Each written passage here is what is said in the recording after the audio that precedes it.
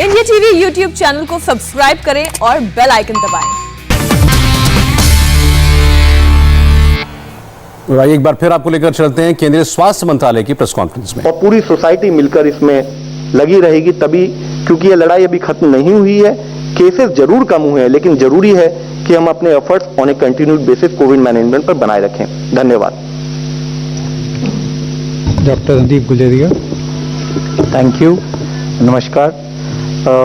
जैसे श्री लव अग्रवाल जी ने कहा कि हमारी स्थिति अभी पहले से बेहतर है, केसेस डिक्लाइन कर रहे हैं और कई एरियाज में अब ग्रेडेड अनलॉकिंग भी शुरू हुआ है। लेकिन साथ साथ एक ये चिंता है कि अब सब्सिक्वेंट वेव्स कब आएंगी या आ सकती हैं और क्या वो बच्चों में ज़्यादा सीरियस होंगी या नहीं। तो पहली चीज़ तो ये कि ये समझना चाहिए कि वेव्स क्यों आती हैं, और जो कोविड है या कोरोना वायरस है वो एक रेस्पिरेटरी वायरस है। And it is well known कि रेस्पिरेटरी वायरसेस में चाहे वो इन्फ्लुएंजा हो चाहे कोरोना हो, उसमें जब पैंडेमिक होता है तो यूजली वेव्स आती हैं। और ये स्पेनिश फ्लू जो 1918 में हुआ तब भी ये देखा गया, जब हमने H1N1 स्वाइन फ्लू का पैंडेमिक देखा 2009 में तो भी ये देखा गया। और ये शुरू में क्योंकि एक ससेप्टेबल पॉपुलेशन होती है तो इसमें वेव्स मल्टीपल वेव्स आती हैं, उसके बाद वायरस बिकम्स एंडेमिक और फिर इन्फेक्शन हैज़ अ सीजनैलिटी। जैसे अगर हम H1N1 की बात करें तो अब उसमें जो केसेस कुछ हद तक बढ़ते हैं वो मानसून के महीने में बढ़ते हैं या सर्दियों में बढ़ते हैं, और उस टाइप की एक सीजनैलिटी वायरस की स्प्रेड में आ जाती है।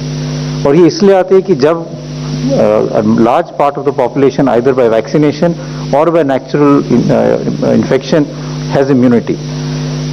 लेकिन ये वेव शुरू में क्यों आती है? एक तो वायरस के कारण हो सकती है कि वायरस कुछ हद तक चेंज करता है और वो न्यू वेरिएंट्स आ जाते हैं, जैसे हमने अल्फा और डेल्टा वेरिएंट देखें जो ज़्यादा इन्फेक्शियस थे। लेकिन also it is because of human behaviour, और ये 1918 में भी देखा गया। और 1918 का अगर हम डेटा देखें तो second wave was the most biggest wave, maximum deaths and cases happened in the second wave. लेकिन उसके बाद there was a smaller third wave also. जब भी केसेस बढ़ते हैं there is then fear in people and human behaviour changes, और उसमें ये होता है कि कोविड अप्रोप्रिएट बिहेवियर और इनफैक्ट नॉन फार्मास्यूटिकल मेजर्स जो हैं वो हम ज़्यादा फॉलो करते हैं, लॉकडाउन भी हो जाता है, तो उससे चेन ऑफ ट्रांसमिशन टूट जाता है और वायरस आगे फैल नहीं पाता और इसलिए केसेस भी कम हो जाते हैं। लेकिन जैसे हमारे केसेस कम होते हैं तो अनलॉकिंग शुरू हो जाती है, और अनलॉकिंग के साथ ह्यूमन बिहेवियर फिर चेंज हो जाता है और लोग ये सोचने लगते हैं कि अब वायरस जो है अब हमारे यहाँ नहीं है या इसमें कोई अब इतना इन्फेक्शन नहीं होगा, और फिर भीड़ इकट्ठी होने लगती है, मास्क लगाना कम हो जाता है और उसके होने से वायरस फिर कम्युनिटी में फैलना शुरू हो जाता है और उससे फिर एक नई वेव बनती है। इसलिए अगर हमें अगली वेव्स को रोकना है तो हमें कोविड अप्रोप्रिएट बिहेवियर बहुत एग्रेसिवली फॉलो करना पड़ेगा, जब तक हम ये ना कह पाएं कि now significant number of our population is vaccinated.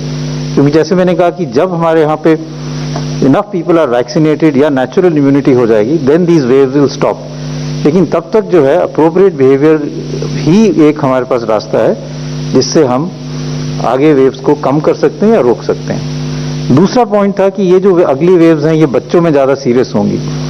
अगर हम पूरा डेटा देखें, इंडियन डेटा देखें फर्स्ट वेव का, सेकेंड वेव का, या ग्लोबल डेटा देखें, तो अभी तक ऐसा कोई डेटा नहीं आया विद ओल्ड द वायरस और द न्यू वेरिएंट्स जहाँ पे ये दिखाया गया है कि बच्चों में अब ज़्यादा सीरियस इन्फेक्शन हो। अगर हम सेकेंड वेव का डेटा भी देखें तो जो भी बच्चे एडमिट हुए थे हॉस्पिटल में 60 to 70% जो बच्चे एडमिट हुए थे दे वर दोज विद कोमॉर्बिडिटीज, या तो उनकी इम्यूनिटी कम थी या कुछ ऐसे बच्चे थे जो कीमोथेरेपी पे थे। जो हेल्दी बच्चे थे उनको माइल्ड इलनेस हुआ and they recovered without hospitalisation. इसलिए अभी कोई एविडेंस ऐसा नहीं है कि अगर वेव आएगी तो सीवियर इलनेस बच्चों में करेंगी। और चाहे हम इंडियन डेटा देखें चाहे ग्लोबल डेटा देखें, और कई पार्ट्स ऑफ द वर्ल्ड में अभी भी कई केसेस आ रहे हैं, नए वेव चल रहे हैं, लेकिन उसमें कभी अभी तक भी ऐसा कोई डेटा नहीं आया कि बच्चों में ज़्यादा सीरियस इन्फेक्शन होती है। तो आई डोंट। नमस्ते, मैं हूं मीनाक्षी जोशी।